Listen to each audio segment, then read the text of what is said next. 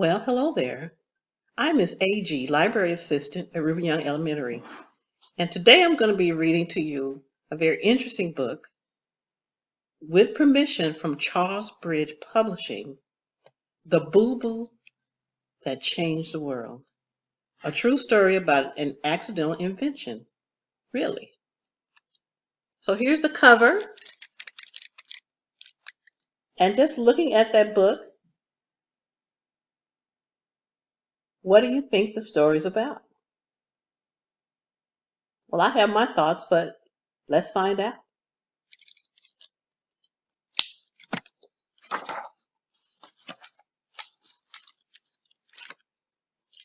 Once upon a time, in 1917 actually, a cotton buyer named Earl Dixon married his beloved Josephine, and they lived happily ever after.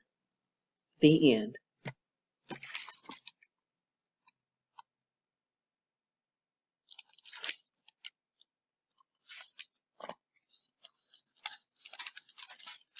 Actually, that was just the beginning. The newlyweds expected to live a quiet life in New Brunswick, New Jersey. Instead, Earl and Josephine ended up changing the world one boo boo at a time. You see, Josephine was accident prone. She often bumped and bruised herself while working around the house. But that was nothing compared to how often she injured herself in the kitchen.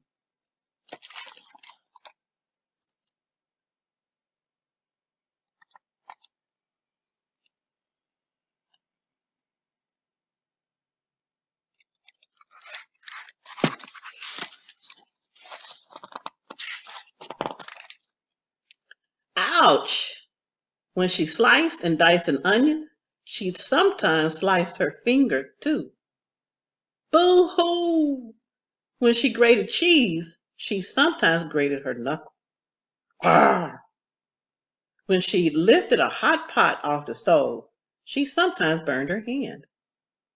After Josephine winced in pain, she quickly grabbed a rag to stop the bleeding.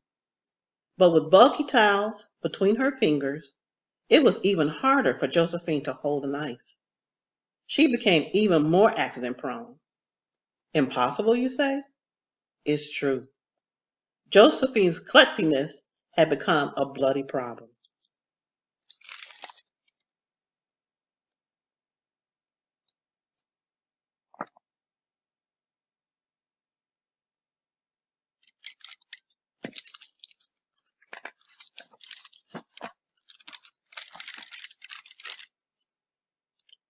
Every night when Earl came home from work, he looked forward to talking with Josephine and eating a wonderful meal she had prepared.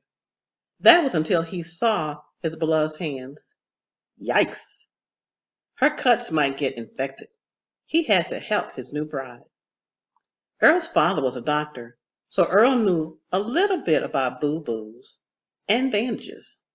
And luckily, he worked for a company that manufactured hospital supplies. Earl knew there had to be a solution. But what was it?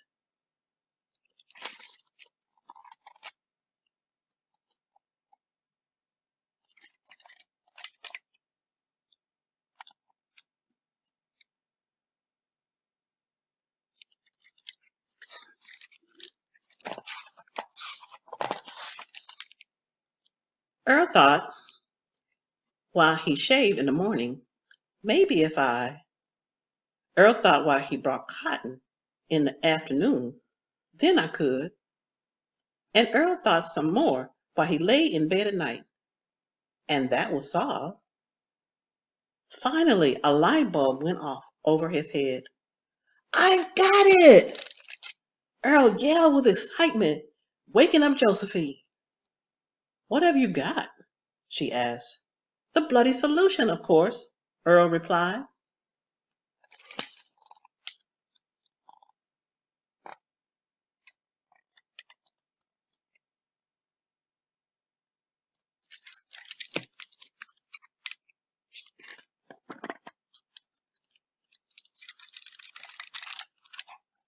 The next morning, Earl tried out his idea. Step 1. He took a long piece of adhesive tape and laid it on the kitchen table, sticky side up. Step 2. Earl cut small squares of sterile gauze and stuck them on the tape every few inches. Step 3. He placed a material called crinoline on top of the adhesive tape to keep the whole strip sterile. It's perfect, Earl said proudly. Now all Josephine had to do was cut off a piece of the longer strip and put it on. She didn't need anybody's help. She needed only one hand. It worked. At last, they lived happily ever after. The end.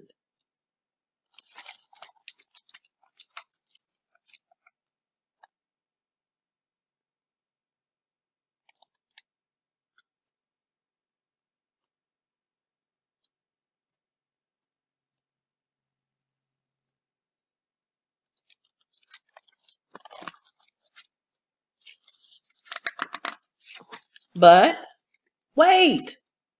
Here comes the part about how Earl and Josephine changed the whole world. Earl guessed there were probably hundreds, probably even thousands, of people who could benefit from his new invention. Earl and Josephine thought about making the bandages themselves, but they soon realized it was too big a job. Earl told one of his coworkers about it, and the coworker encouraged Earl to meet with the company's president.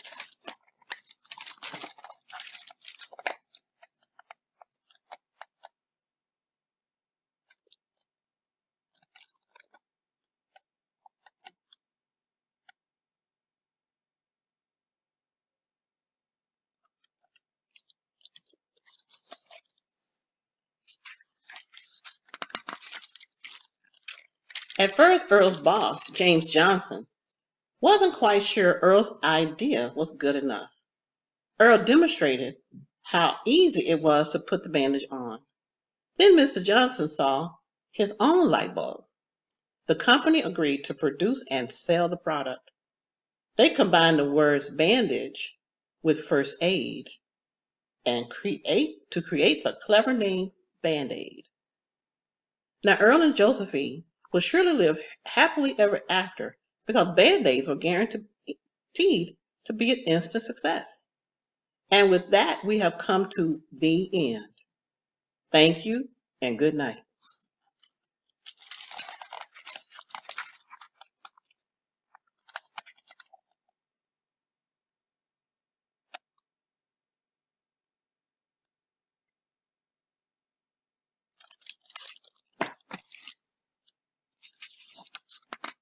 Oops, not yet. Sorry. That first year, Band-Aids were made in a factory. It was a slower than slow process, and only a small number could be manufactured by hand. They came rolled up and were 18 ridiculous inches long and 3 ridiculous inches wide. They still had to be cut into pieces. Earl, Josephine, and Mr. Johnson had high expectations, but the Band-Aid boxes collected dust, ignored, and unwanted.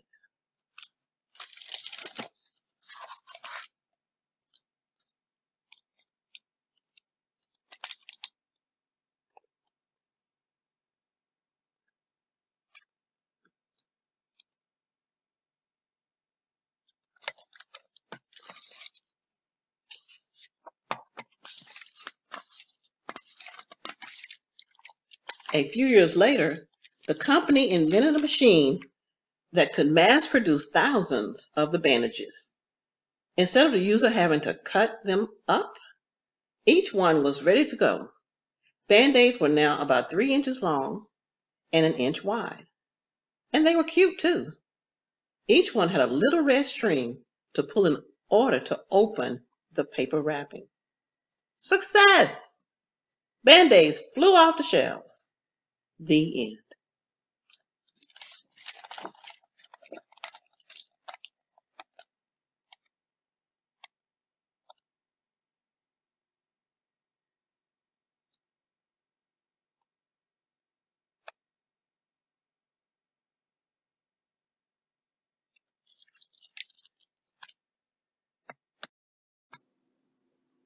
Not really.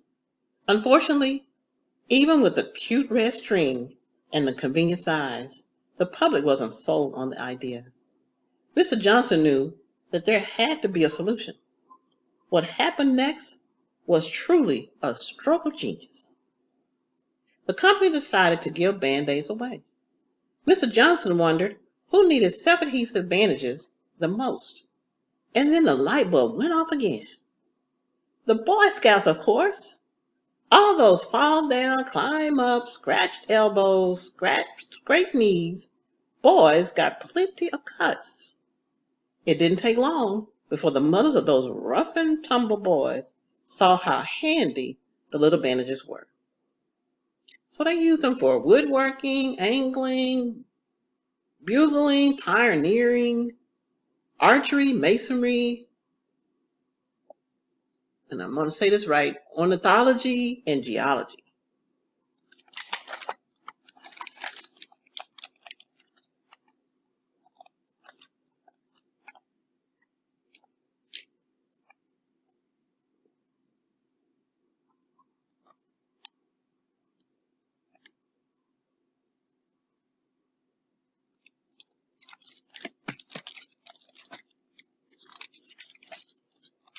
That did it.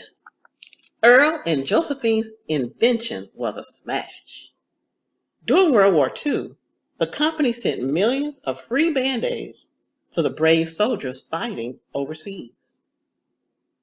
In the years that followed, Band-Aids were made in different sizes, colors, and designs. Some even had pictures of cartoon characters on them. And that continues to this day all over the world.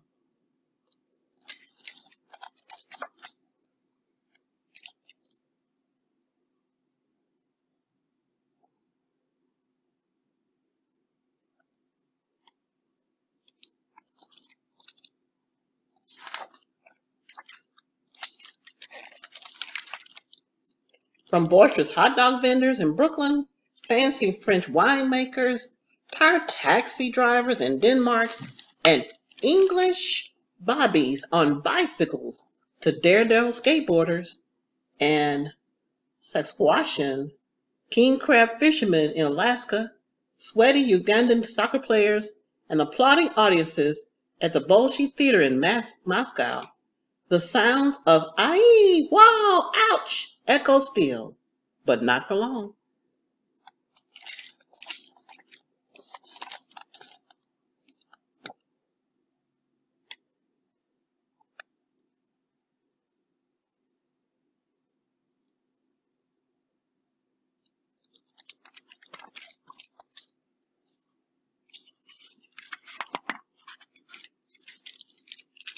Because soon those snivels and sobs of pain are silenced by Earl and Josephine's accidental boo-boo invention. And that's the happiest ending of all. The end. Really.